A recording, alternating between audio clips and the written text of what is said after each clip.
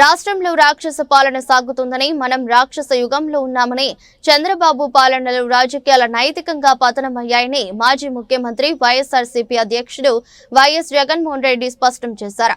చంద్రబాబు పరిపాలనలో కేసులు ఎదుర్కోవాలని, అలాగే జైళ్లకు వెళ్లగలగాలని, అలాంటి వారే ఇప్పుడు రాజకీయాలు చేయగలరని, రాజకీయాల్లో మనుగడ కొనసాగించగలరని ఆయన తెలిపారు. స్థానిక సంస్థల ప్రజా ప్రతినిధులతో వైఎస్ జగన్ భేటీ అయ్యారు. డాక్టర్ బిఆర్ అంబేద్కర్ కోనసీమ జిల్లా రామచంద్రాపురం మున్సిపాలిటీ, పార్వతీపురం మన్యం జిల్లా, పార్వతీపురం మున్సిపాలిటీ, సత్యసాయి జిల్లా రామగిరి మండలం, గ్రేటర్ విశాఖ మున్సిపల్ కార్పొరేషన్ ప్రజా ప్రతినిధులతో సమావేశమైన వైఎస్ జగన్ తాజా రాజకీయ పరిణామాలపై చర్చించారు. మన హయాంలో ఈ తరహా రాజకీయాలు చేయలేదు. స్థానిక సంస్థల ఎన్నికల్లో మనం స్వీప్ చేశాం. తాడిపత్రి మున్సిపల్ ఎన్నికల్లో టీడీపీకి 18, మనకు 16. టీడీపీ వాళ్ళని లాక్కుందామని ఎమ్మెల్యే అడిగాడు. కానీ మన పార్టీ ఎమ్మెల్యేను మనం హౌస్ అరెస్ట్ చేయించాం. ప్రజాస్వామ్యంగా అక్కడ ఎన్నిక జరిగేలా చూసాం. కాబట్టి అక్కడ టీడీపీ గెలిచింది. రాష్ట్రంలో కులం, మతం, రాజకీయాలు చూడకుండా చివరకు టీడీపీ వాళ్ళ సమస్యలను తీర్చాం. జగనన్నకు చెబుదాం నంబర్కు ఫోన్ చేస్తే చాలు, వెంటనే స్పందించి పరిష్కారం చూపాం. స్పందన కార్యక్రమం ద్వారా కూడా వివక్ష లేకుండా పరిష్కారాలు చూపాం. అత్యధికంగా టీడీపీ వాళ్లకు చెందిన సమస్యలకు పరిష్కారాలు చూపి మంచి పరిపాలన అందించాం. ఇవాళ చంద్రబాబు ప్రజాస్వామ్యాన్ని పట్టపగలే కూని చేస్తున్నారని వైఎస్ జగన్ ఆగ్రహం వ్యక్తం చేశారు. మ్యానుఫ్యాక్చర్డ్ విట్నెస్లు అంటే ఒక నేరంతో ఒక మనిషికి సంబంధం ఉండదు, కానీ ఏకంగా వీళ్ళకి సంబంధించిన ఒక వ్యక్తిని క్రియేట్ చేస్తున్నారు. ఆయన చేత ఆయనను అప్రూవర్ అంటున్నారు. ఆయన చేత ఇష్టం వచ్చిన మాటలు మాట్లాడిస్తున్నారు. ఒక ఎవిడెన్స్, మ్యానుఫ్యాక్చర్డ్ ఎవిడెన్స్ క్రియేట్ చేయిస్తున్నారు. ఆ మనిషితో ఈ మనిషి పేరు చెప్పిస్తున్నారు.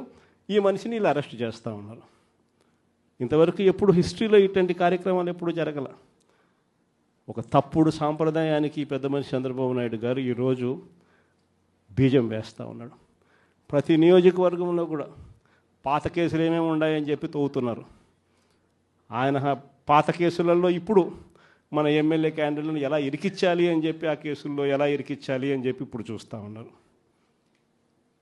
ఏ తప్పు జరగకపోయినా కూడా యాక్టివ్గా ఎవడైనా కార్పొరేటర్ ఉన్నా, ఎవడైనా ఎంపీటీసీ ఉన్నా, ఎవడైనా జెడ్పీటీసీ ఉన్నా, లేకపోతే ఎవరైనా లీడర్ ఉన్నా సరే విజిలెన్స్లో ఎలా ఇరికించాలా, తప్పుడు కేసు ఎలా పెట్టించాలా అనే సంస్కృతితోనే ఈరోజు పాలన సాగుతూ ఉంది. నేను ఒకటి చెప్తా ఉన్నా. ఈరోజు కష్టంలో ఉన్న వైఎస్ఆర్సీపీ అన్నదమ్ములను నేను ఈరోజు చూస్తూ ఉన్నా. నేను మీ అందరికీ ఒకటే చెప్తా ఉన్నా. మీ అన్నగా, మీ తమ్ముడిగా, మీ బిడ్డగా ఒకటి చెప్తా ఉన్నా. నెక్స్ట్ వచ్చే జగన్ 2.0లో పరిస్థితి ఈ మాదిరిగా ఉండదు. ఈరోజు ప్రతి కార్యకర్త కష్టాన్ని చూస్తూ ఉన్నా కాబట్టి చెప్తా ఉన్నా. ఇంతకుముందు మన హయాంలో మనం వచ్చే టయానికే కోవిడ్ మహమ్మారి మధ్యలో 2019 జూన్లో మనం ప్రమాణ స్వీకారం చేశాం. ఆ తర్వాత ఆ మార్చిలోనే ముగియక మునిపే, ఒక సంవత్సరం కూడా సరిగ్గా ముగియక మునిపే 2020 మార్చి వచ్చేసరికి వెంటనే కోవిడ్ వచ్చింది.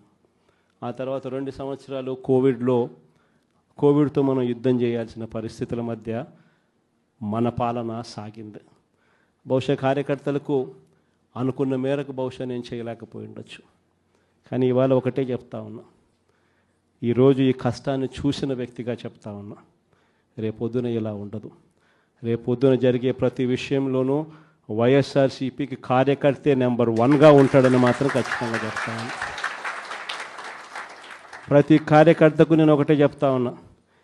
ఎవడెవడైతే మీకు అన్యాయం చేశాడో పర్వాలా, అన్యాయం చేయండి, చేయించుకుంటాం, టైం మీది, కానియండి, కొట్టండి అని చెప్పి చెప్పండి. ఆడు ఎవడు ఏం చేస్తా ఉన్నాడో పేరు రాసుకోండి. రెడ్ బుక్ అని నేను చెప్పను కానీ